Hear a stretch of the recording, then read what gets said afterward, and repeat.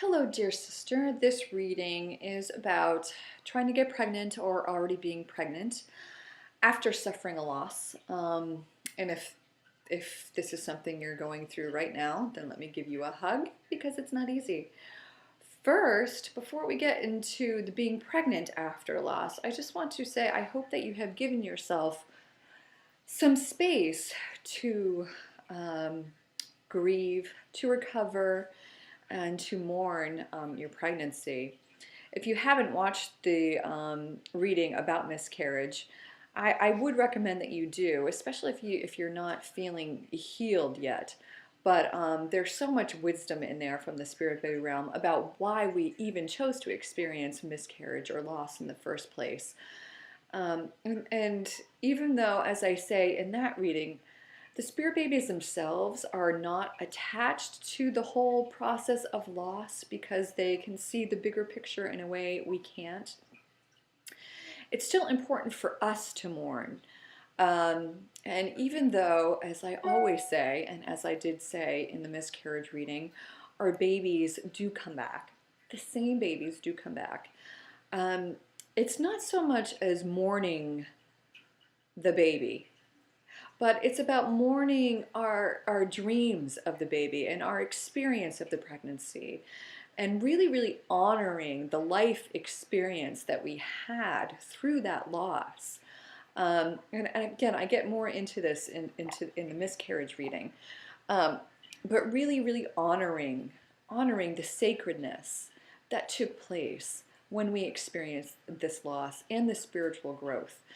So that is a very important component to even getting into the whole subject of being pregnant or trying to get pregnant after loss, is honoring this space of this spiritual experience that we chose to have with our baby.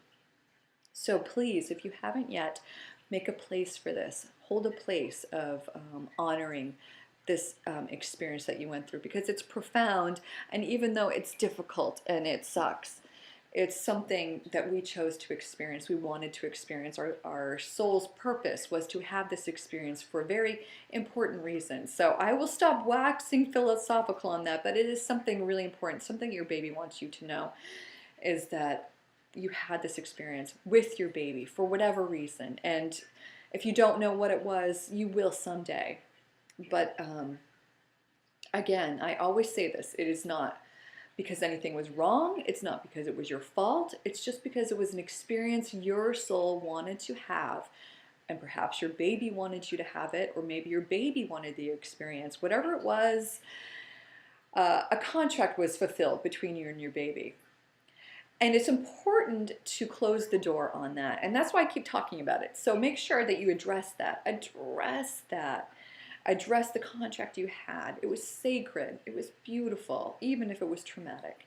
And if you don't understand anything I'm saying, I'm just saying, please view the miscarriage reading before you dive into this, if you haven't already, because there's so much profound wisdom in that. I will move on though. So getting pregnant after loss. And I am going to talk about being pregnant already after a loss. Because if you're not pregnant yet and you're viewing this video, you're going to be soon. And that is a promise. So I am just going to talk from the viewpoint of already being pregnant after a loss. Because that can be a very scary time that brings up a lot of post-traumatic stress disorder. Absolutely.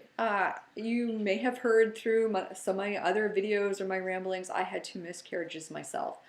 So I know what it's like to be pregnant after that, and how when you go to the bathroom, every time you're checking for blood, and how whenever there's a little twinge, you're getting a little paranoid, there's still fear there. That's still fear there. And this is, again, going back to what I was just saying, why it's important to have that grieving, that mourning, that closure, to help maybe move through the fear a little easier. I'm not going to say there's not going to be any fear. If you've done all the work there's not going to be any fear. There's going to be fear. We're human. It's human nature. We had this horrible experience that hurt, and we're afraid it's going to happen again. Well, I just want to say right off that we don't have to learn the same lessons again. We don't have to learn the same lessons again. If you got what you needed, and you probably did, whether you know it or not, with your first experience, there's no need to have this experience again. Why did I have 2 miscarriages then? Well, they were very different, and those are my own personal reasons. I know why I had them. You don't have to have multiple. Let me tell you this. This is a promise. If you're watching this reading, there is a very, very high likelihood that you never have to experience that again. This is a promise from your baby. If you're watching this video, he or she is going to stick around this time. He's going to stick around this time. Take that with you. Take that to your heart. That's what your baby really wants you to know. So now, just how to work through the fear of it. How to work through the fear. Well, first, create a space for it. Create a space for it. Acknowledge it.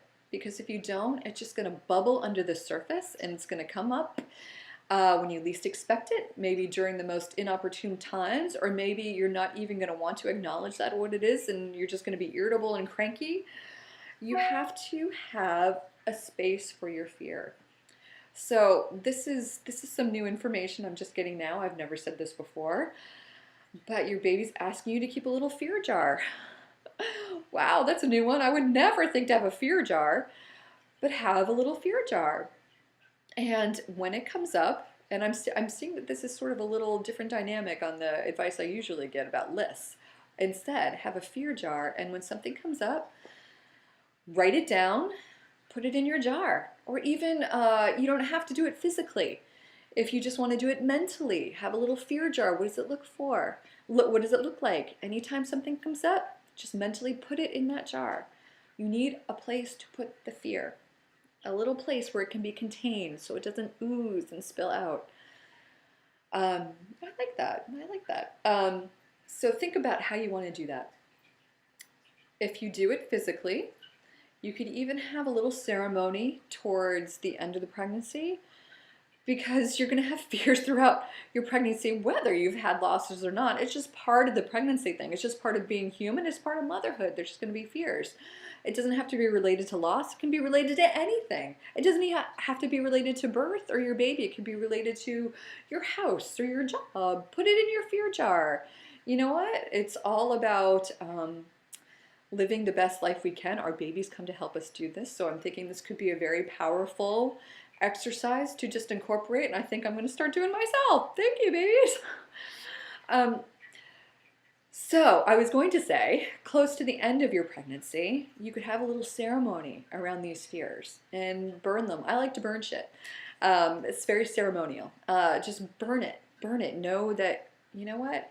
I see you, I recognize you, and now you're gone. So acknowledge the fear. Have a place for the fear. Contain the fear. Let the fear go. Be courageous and just go through it anyway. And then also redirecting the fear. Once you see it and acknowledge it, find a counterpart.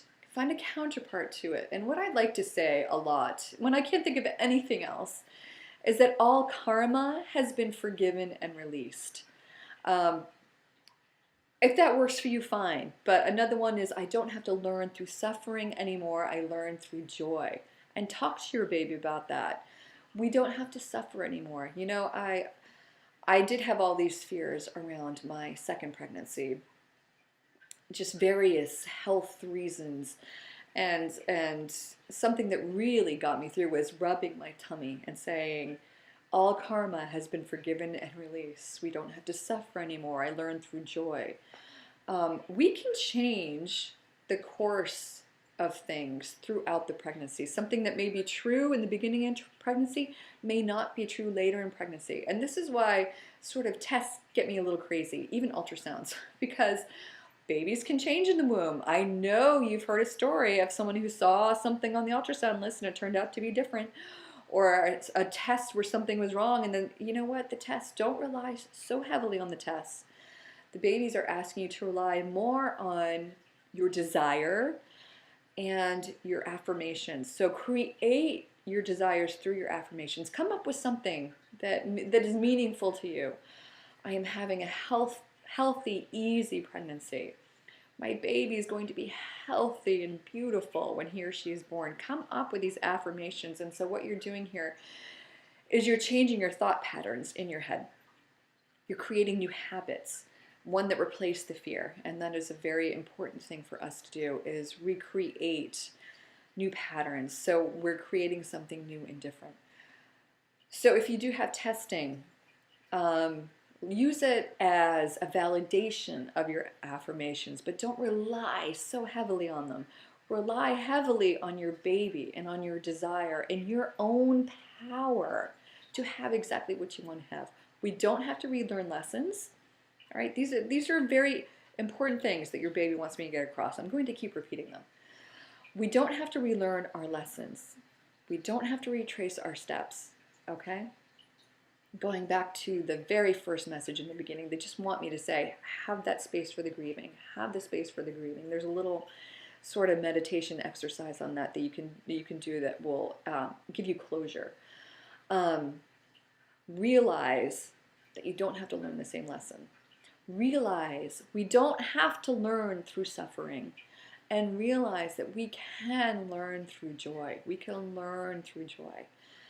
I do want to say, because this is something very important, if you don't watch the miscarriage video, they want you to get across that the loss you experienced was not your fault. It was something you chose to experience with your baby. You don't have to earn a good pregnancy or a good, you don't have to do it by doing everything perfectly or doing the right way. You deserve a healthy baby and an easy pregnancy just because you do. Just because you do. Just because you're here. So know that. Just know that. Know that. Know that you can have exactly what you want. So again, going back to that fear jar thing, make sure that you also have a place to put your positive thoughts, your experiences. Have them bubble out. Have them bubble out and surround you. You know, so the little fears are here. The counterparts of those fears are your information, and they're bubbling out and surrounding you and surrounding the fears and making them obsolete. Let the energy of your beliefs and your affirmations bubble up around you and just encompass you in creating this vortex with you and your baby to have an easy pregnancy, a healthy baby, a beautiful birth, a gorgeous life, whatever you want, whatever you want. Okay, I can feel like this crust of energy just woo. So I just want to bring it down a little, As we come to the close of this reading, I just want to look at my notes and make sure that I have addressed everything I'm supposed to address. Okay, yeah, just mostly just talk to your baby. Just talk to your baby and let him or her know this is how we're doing it this time. Your baby's on board, man. Your baby's on board. Your baby just wants to come here and be happy and be joyful. And so just know this, dear sister, that chapter is over. The loss is over. And you got this thing. You got this thing. You're going to have a beautiful pregnancy because that's what you're choosing. You're going to have a healthy baby because that's what you're choosing. And your baby wants you to know that. And so keep an eye out for those signs. You're going to get a sign within the week from your baby, whether it's in a dream or a totem, you're going to get a sign. And that's a promise that you guys are doing this differently this time. It's a promise. So tell me all about your healthy baby when he or she is born, because I can't wait to hear about it. I love you.